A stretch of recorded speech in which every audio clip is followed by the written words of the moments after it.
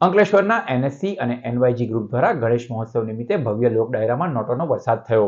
દુંડાળા દેવ શ્રી ગણેશની આરાધનાના પર્વ ગણેશ મહોત્સવ તેના અંતિમ ચરણમાં આવ્યો છે ત્યારે અંકલેશ્વર જીઆઈડીસીના નવજીવન ગરબા ગ્રાઉન્ડ ખાતે એનએસસી અને એનવાયજી ગ્રુપ દ્વારા ભવ્ય લોક ડાયરાનું આયોજન કરાયું.